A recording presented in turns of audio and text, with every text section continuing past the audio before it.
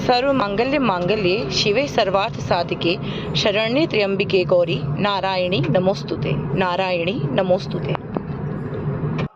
जय माता दी दोस्तों, आप सभी को हिंदू नववर्ष और नव संवत्सर की बहुत सारी शुभकामनाएं। आपका ये पूरा वर्ष मंगलमय हो, माता रानी की आप पे कृपा बनी रहे, यही मेरी माता रानी से प्रार्थना है। तो दोस्तों, हमारे साथ साथ हमारी प्रकृति भी नया साल मनाती है। जैसे हमारा हिंदुओं का नववर्ष शुरू होता है, वैसे प्रकृति भी अपने को बदलने लगती है नए साल के हिसाब से। उस नए फूल आने लगते हैं पेड़ों में, चारों तरफ बहुत ही मनोरम दृश्य होता है। तो हमारे साथ साथ प्रकृति भी अपना नया साल मनाती है जब हमारे हिंदुओं का नया साल शुरू होता है। तो हर साल का, हर नव संवत्सर का अपना एक नया नाम होता है, उसके अपने अलग परिणाम होते हैं, नाम के हिसाब से उसके परिणाम होते हैं। तो आइए जानते हैं कि इस वर्ष यानी कि इस संवत्सर का नाम क्या है, उसके क्या परिणाम है।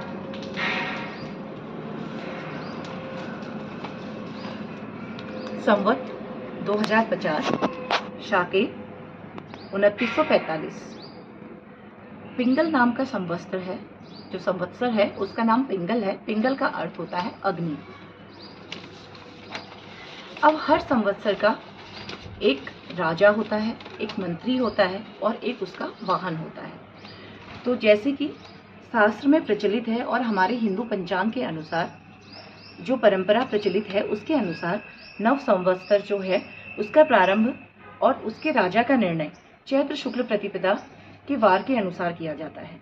जिस वार को नया संवत्सर शुरू हो रहा है, नवरात्र शुरू हो रही है चैत्र माह की, उसी वार से को उस साल का राजा माना जाता है। जैसे कि इस साल का जो संवत्सर शुरू हो रहा है वो बुधवार से शुरू हो रहा है, यानी कि आज के दिन से।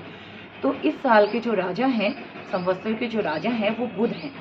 और आगामी वर्ष में जो राजा रहेंगे वो बुध ही रहेंगे और उन्हीं के हिसाब से पूरा वार्षिक फल रहेगा। तो जो ये तो संवत्सर की बात हो गई। अब जो संवत्सर यानी कि जो हमारे राजा हैं, संवत्सर का वास कहाँ पे होगा? संवत्सर का वास जो है, रोहिणी का वास तट पर होने से संवत्सर का वास धोबी के घर पे होगा। यानी कि गंगा के तट को धोबी का घर कहा जाता है। तो फलस्वरूप जो वर्षा होगी वो विपुल एवं उत्तम मात्रा में होगी। धान्य, गेहूं, चना, मक्का, गन्ना, ईख, हरी सब्जी, वृक्षों व फलों का उत्पादन अधिक मात्रा में होगा। लोगों में सुख एवं ऐश्वर्य के साधन बढ़ेंगे। ये तो हमारा जो संवत्सर का जो वास है गंगा तट पर, जो धोबी के घर पर उनका वास है, उसका फल है। अब है संवत्सर का वाहन। बुध का जो वाहन होता है, राजा बुध जो है, हर देवता का अपना वाहन होता है। तो जो बुध है उनका अपना जो वाहन है वो गीदड़ है। अब गीदड़ के वाहन होने के कारण देश के विभिन्न भागों में शासन परिवर्तन, विग्रह एवं राजनीतिक उथल पुथल आपको देखने को मिलेगी इस साल। अब हमारे इस साल के मंत्री, तो हर साल अलग मंत्री होते हैं। इस साल जो हमारे संवत्सर के मंत्री हैं वो शुक्र हैं।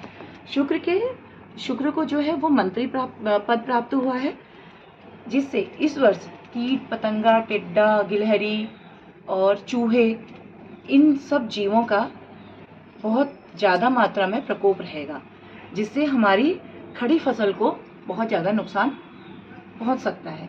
तो आप जो किसान हैं उनको इन सब चीज़ का ध्यान रखना होगा कि आप अपनी फसल को कैसे सुरक्षित रखें इन सब से। अब ये तो हो गया पूरे साल का संवत्सर का फल। अब ये है कि आपके जीवन में संवत्सर किस तरीके से प्रभाव डालेगा, नया साल आपके लिए कैसा रहेगा, और आपको अब जो संवत्सर के प्रतिकूल प्रभाव हैं उनके लिए आपको क्या क्या उपाय करने हैं। तो सबसे पहले हम आते हैं कि अपैट, संवत्सर अपैट, मेष, सिंह और धनु, ये संवत्सर अपैट है। तो आज इन 3 राशियों को अपैट है। और फिर आता है संक्रांति अपैट। तो मिथुन, तुला और कुंभ को संक्रांति अपैट है। तो संवत्सर अपैट के जो उपाय हैं, आज के दिन के जो उपाय हैं, उसमें संवत्सर के दिन चावल, द्रव्य आदि का दान करें। संक्रांति के दिन जिसको अपैट है, मिथुन, तुला, कुंभ राशि को, वो संक्रांति के दिन शिवालय में जाकर रुद्राभिषेक करवाएंगे। सफ़ेद वस्तुओं का दान करेंगे, जैसे चांदी, चावल, दही, घी, श्वेत वस्त्र आदि का दान करेंगे। अब संवत्सर में एक चीज़ ये होती है, जो संक्रांति होती है वो देखी जाती है कि वो आपके किस भाग में गई है, आपके शरीर के कौन से अंग में गई हुई है। तो संक्रांति बाएं हाथ में जो गई है वो भरणी, कृतिका और रोहिणी नक्षत्र में गई है। उसमें अनावश्यक व्यय, धन हानि और उधार होगा आपको। उसके बाद संक्रांति बाएं पैर पे, जिसको हम बौपे के नाम से भी जानते हैं, इसमें धनिष्ठा, सद्भिषा, पूर्व भाद्रपदा इन राशियों में बौपे गई हुई है। तो इसमें आपको बौपे के क्या उपाय करने हैं? संक्रांति के दिन चांदी का पैर बनाकर शिवालय में पूजा पाठ करवाएं। वो पुरोहित को चावल, दूध, दही और चांदी और सफेद वस्तुओं का दान करें। शनि की 7.5 इस साल मकर, कुंभ और मीन में गई हुई है। इसमें आपको शनि जप दान करना है। शनिवार को पीपल में जल जरूर चढ़ाने के लिए जाएं। राहु केतु का वास ये मेष, तुला, मीन, कन्या में है। तो राहु केतु का दान आपको इस साल करना है, मेष, तुला, मीन, कन्या राशि को। अब संक्रांति सिर से, जो सिर की संक्रांति होती है बहुत अच्छी मानी जाती है। तो विशाखा, अनुराधा, ज्येष्ठा, मूल, पूर्वाषाढ़ा, उत्तराषाढ़ा, श्रवण, वृश्चिक, धनु व मकर राशि को इस बार शीर्ष से संक्रांति गई हुई है, सिर में संक्रांति है। इसका फल है भूमि, भवन का लाभ, मान सम्मान में आपको वृद्धि मिलेगी, मान सम्मान की प्राप्ति होगी। फिर संक्रांति हृदय में पुष्य संक्रांति जो हृदय में गई हुई है, पुष्य, अश्लेखा, मघा, पूर्वा फाल्गुनी, उत्तरा फाल्गुनी में हृदय में संक्रांति है। इसका जो आपको लाभ होगा उसमें धन लाभ होगा, आर्थिक संसाधनों में वृद्धि होगी। तो हृदय की संक्रांति भी बहुत अच्छी मानी जाती है। क्रांति दाहिने हाथ में है, मृगशिरा, आद्रा, पुनर्वसु।